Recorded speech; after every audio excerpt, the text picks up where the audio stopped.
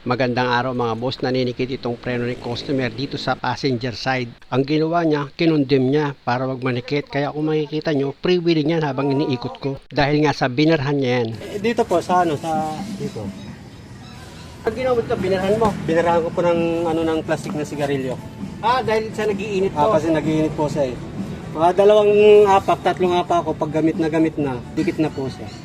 Ano naging findings? Grasa na to. Yan na po eh. Uminit po siya, umusok siya, kaya kinondem ko na lang. Kaya yung grasa niya, ito na, sobrang init siguro. Sobrang init. Umuusok po siya eh. Tapos, kung gusto palitan yung buong caliper. Oo, buong caliper, sila na rabo. Narinig yung mga boss, ayon kay customer, ang gustong palitan dito ng gagawa ay yung buong brake caliper. Kaya lang medyo madugo mga boss, 5,000 yung halaga. Tapos hindi pa brand new yun, surplus pa. Kaya check upin ko muna ito mga boss, tignan ko kung ano yung magagawa ko. Yun nga lang, nakakapagtaka lang kasi papalitan itong brake caliper tapos surplus lang naman din ang ikakabit. Ayon kay customer, itong brake caliper hindi pa raw naman nabubuksan. At kung sakali naman nabuksan na itong brake caliper or na overhaul na yan at napalitan na yung repair kit, marami pang way para wag mapalitan itong brake caliper. Dahil ang paninikit ng preno, hindi lang naman sa brake caliper nagmumula yun, pwede rin yun sa brake hose. Para si customer, hindi naman siya mapagastos ng malaki. Balik muna ako sa trabaho mga boss. Kung mapapansin nyo, itong isang nut dito sa gulong hindi matanggal dahil nga sa kumapit na ng husto yan. Kaya ang ginawa ko dyan, hinigpitan ko muna bago ko binira ng paluwag. Tapos gagamitan ko na yan ng impact wrench ko para matanggal ko ng mas mabilis itong nut. O diba, tanggal na siya. Kasi kung luluwagan ko agad yan, pwedeng maputol itong nut. Alam niyo mga boss, kung totoong hindi pa nabuksan yung brake caliper nito, andyan lang yung problema. Unang pwedeng panggalingan yan mga boss dito sa piston ng brake caliper. Pwedeng puro kalawang na yan. Kaya pag nagpreno si customer, hindi bumabalik itong piston o kaya naman yung repair kit niya. Luwagan ko muna yung 2 bolt na number 14 dito sa brake caliper gamit yung socket wrench sa number 14. Dahil maluwag na yan, pwede ko na ngayon tuluyan tanggalin yung 2 bolt na number 14 tapos iangat ko na itong brake caliper. Dahil sa natanggal ko na itong brake caliper mga boss, punta muna ako dito sa brake line niya. Dahil nga sa kinondem ni customer itong isang preno niya. Delikado yung ginawa mo, yung condemn mo to. Kasi pag nagpreno ka, biglang hahataw yan pakaliwa. Nakabing nga po sa kaliwa. Kasi hindi gumagana yun. Ito, binarhan mo. Opo. Bagay, kung alam mo naman yung mangyayari, walang problema. Ay, dahan-dahan naman pa ako. Oo. Hindi ko naman, sabi ko. Ano pinambara mo dito? Yung Plastic? Plastic po ng sigarilyo. Narinig yung mga boss dahil nga sa binarhan ito ni customer ng plastic daw ng sigarilyo, kaya tinatanggal ko itong fitting dito sa brake line.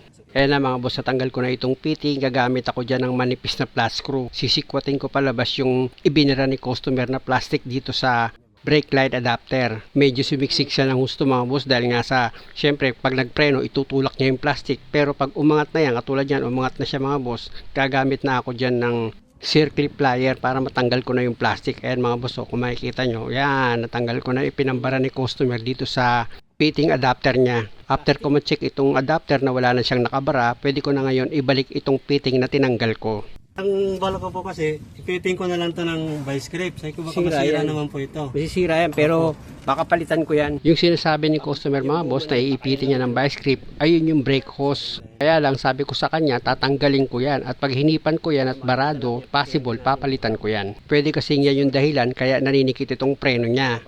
Pero isa rin sa panggagalingan ng paninikit, pag sa piston, puro kalawang yan. Pero pag malinis, hindi dyan ang galing. Maring dito po sa hose. Sa hose. Mamagahin loob niya eh. Kali hindi na po bumabalik yung fluid. Hindi makabalik, nag-i-stuck siya kaya nag-i. After ko mahigpitan itong fitting, pa-start ko itong makina tapos ipabomba ko sa kanya yung brake pedal para itong piston lumabas. Okay, bomba! Bomba preno! Okay! Okay! Ilang!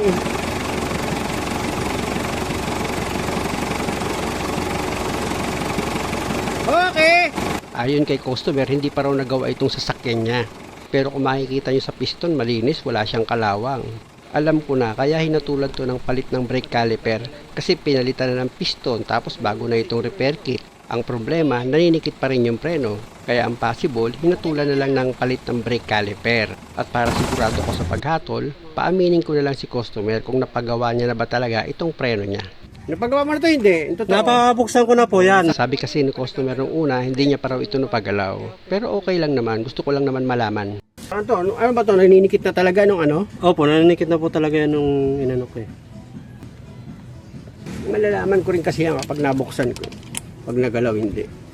Malaking bagay kasi para sa akin mga boss na malaman ko yung totoo kay customer kung napagawa niya na ba ito or hindi para magkaroon ako ng idea. Gaya nito, ayon kay customer, hindi daw nagpalit ng pyesa. Pero sa nakita ko, bago itong repair kit at itong piston seal niya, mataba yung nakalagay. O pwede rin naman na namagalang yan o kaya pangit na klase yung nabili. Tanggalin ko itong piston seal. Taba ng repair kit? Parang hindi para dito yung repair kit eh. At para hindi na ako masyadong mamroblema mga boss, palitan ko na lang ito ng bagong repair kit. Unang-una kasi yung piston nito bago rin, nakakapagtaka eh. Kaya para wala akong problema, palitan ko ito ng bagong repair kit, pati itong brake hose niya mga boss, papalitan ko rin yan ng bago. Kasi nga, na-overhaul na itong brake caliper. Tapos hindi rin nakuha yung problema, kung uulitin ko lang yung trabaho, lilinisan ko lang ulit yan, tapos ibabalik ko yung pyesa, walang pag-asa. Kasi nung una, ayon kay customer, hindi pa raw ito nagagawa.